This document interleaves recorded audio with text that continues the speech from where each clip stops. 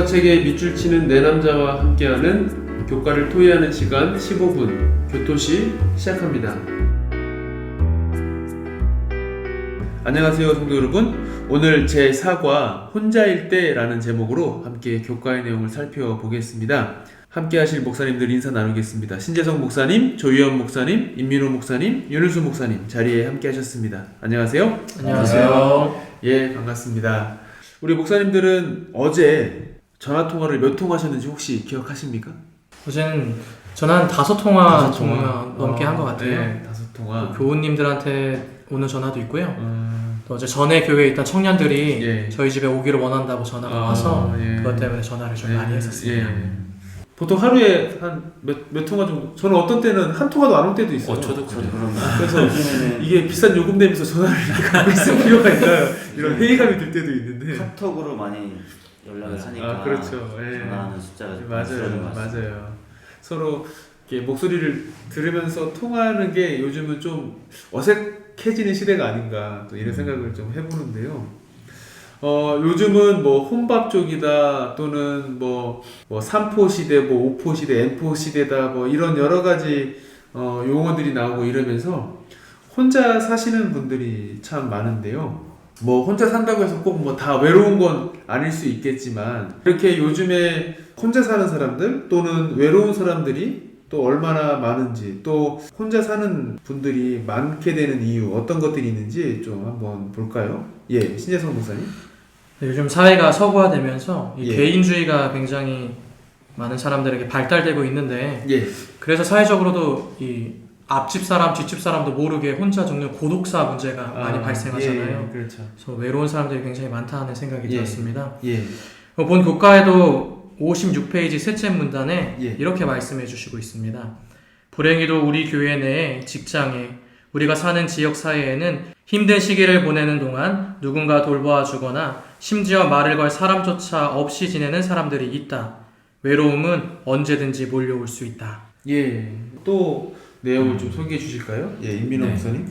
56조 교훈에 보면 원래 하나님의 창조 목적은 이러했습니다. 사람은 원래 혼자 살지 않도록 창조되었다. 예. 더불어 살아가는 삶을 위해서 창조되었는데 예. 그러나 그 교훈에 더 이어서 보면 그러나 수많은 사람이 운집해 있는 대도시에서도 진실한 규제와 관계가 없어 외로움을 느끼는 사람들이 많다라고 말을 하고 있습니다. 예, 이렇게 하나님께서는 원래 우리가 함께 살도록 창조하셨는데요. 이런 하나님께서 사람들 사이에 이런 사회적인 활동 얼마나 중요하게 여기실지 또 한번 살펴보겠습니다. 네, 윤은수 목사님. 네, 56페이지의 5번째 단락의 설명을 소개해 드리겠습니다. 우리 그리스도인에게는 하나님이 계시며 그분과 교제할 수 있는 특권이 있다. 그리고 우리와 가까이 하시는 하나님과의 친밀감으로부터 위로를 받을 수 있다. 그러나 에덴에서 아담과 친밀한 관계를 맺었던 하나님조차 사람이 혼자 사는 것이 좋지 아니하다고 말씀하셨다. 죄로 훼손되지 않은 세상에서 하나님과 교제를 나눌지라도 아담은 인간과의 우정이 필요했다. 그렇다면 우리에게는 우정이 얼마나 더 필요하겠는가라고 설명을 하면서 하나님께서 인간의 사회적인 활동을 이렇게 중요하게 여기시는 것을 생각해 보게 됩니다. 태초부터 천상천하 유아 독존으로 창조하신 게 아니라 인간이 함께 살도록 처음부터 창조하셨다 이런 내용을 좀 살펴보았고요. 이렇게 혼자 사시는 분들 가운데 아직 결혼을 안 하신 분들이나 혹은 여러 가지 이유 때문에 이혼을 이제 하신 분들이 있을 수 있는데요. 이런 분들에 대해서 우리가 어떤 태도 또 자세를 가져야 될지 한번 교과의 내용을 살펴보겠습니다. 네, 조희연 목사님. 예, 우리 교과책 58페이지 세 번째 단락에 미혼자들을 어떻게 대해야 하는지 그에 대한 태도에 대한 예를 설명하고 있습니다. 예. 대부분의 사람은 결혼하는 것이 하나님의 뜻이라고 생각한다. 하나님은 사람이 혼자 사는 것이 좋지 아니하다고 하시지 않았는가? 그럼에도 성경을 보면 우리의 위대한 부분이신 예수님을 포함하여 결혼하지 않은 예를 많이 찾을 수 있다라고 설명하고 있습니다. 예, 그렇죠. 뭐 사도 바울도 있고 또 결혼 안 하신 분들을 위해서 또 어떤 내용이 있는지 살펴보겠습니다. 신재성 목사님. 예, 여기 58페이지의 교훈에 대부분의 사람은 결혼을 하나님의 계획으로 받아들이지만 미혼의 상태에서도 하나님께 신실하게 순종하며 훌륭한 삶을 살았던 성경의 인물들이 있다라고 소개를 해주시고 있네요. 예. 또 여러 가지 이유 때문에 또 이혼을 선택하신 분들도 계실 텐데요. 이런 분들에 대해서 또 뭐라고 교과의 저자는 소개하는지 또 한번 보겠습니다. 임민호 목사님. 네, 60쪽 두 번째 단락에서 이혼에 대해서 이렇게 이야기합니다. 사망을 제외하면 가족이 겪게 되는 가장 쓰라린 경험은 이혼이다. 이 끔찍한 경험을 겪는 사람들은 모든 종류의 감정을 느낀다. 가장 먼저 일반적으로 느끼는 감정은 아마도 비통함일 것이다. 사람에 따라 다르겠지만 그 감정은 여러 강도로 수개월에서 수년까지 지속된다. 어떤 사람은 암담한 미래에 대한 두려움, 즉 경제적인 염려, 현실에 대응하지 못하리라는 걱정에서 비롯되는 두려움을 느낄 수도 있다. 어떤 사람은 얼마간 우울함, 분노, 그리고 외로움을 겪어야 할 것이다 라고 말하고 있습니다. 예, 감사합니다. 또 정리해 주실까요? 윤은수 목사님. 60페이지 교훈을 한번 보시면서 정리하겠습니다.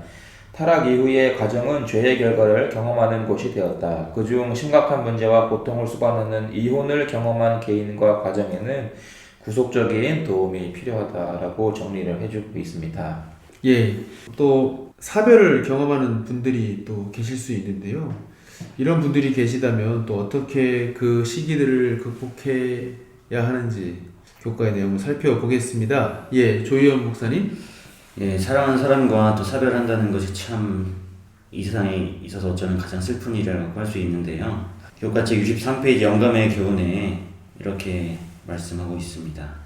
성경에 있는 위로의 말씀은 너무나도 위대하다. 병고로 신음하는 자, 사랑하는 식구와 사별한 자, 질병과 고통 가운데 있는 자들에게 위로가 되는 말씀으로 가득 차있다.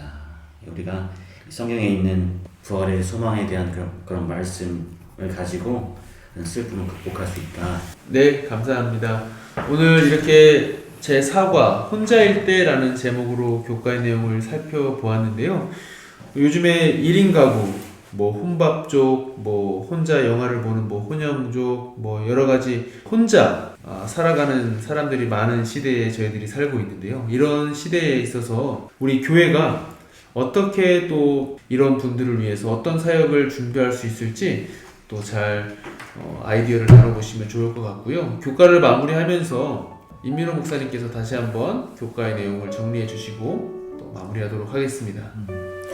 네, 저는 이번 사과 혼자일 때라는 교과를 살펴보면서 이 세 가지의 키워드를 생각해 보았습니다. 먼저 이제 가정의 중요성에 대해서 생각을 해봤고요.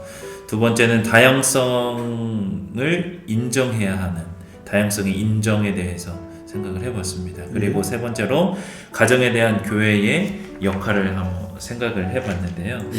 저는 요즘 이렇게 외롭고 혼자이고 쓸쓸하고 힘든 이 시대에 살아가며 우리 신앙인들이 그리고 우리 교회가 이 사람들에 대해서 어떠한 자세를 취해야 되는지 고민을 해보는 시간, 아주 좋은 시간이었다고 생각을 합니다. 그래서 저는 이 교과 공부를 통해서 다음 한 주에는 우리가 주위에 있는 외로운 사람들을 만나서 또 함께 밥을 먹을 수 있는 좋은 친구, 가족이 되어줄 수 있는 그러한 시간을 마련하면 좋겠다는 생각을 해봤는데요. 우리 청취하시는 모든 분들도 다음 한 주에는 이 교과 말씀을 기억하시면서 외롭고 혼자가 된 분들에게 한 발짝 더 다가가는 그런 한 주가 되기를 바랍니다. 감사합니다. 이상으로 오늘 제4과 혼자일 때 교과 토의를 마무리하도록 하겠습니다.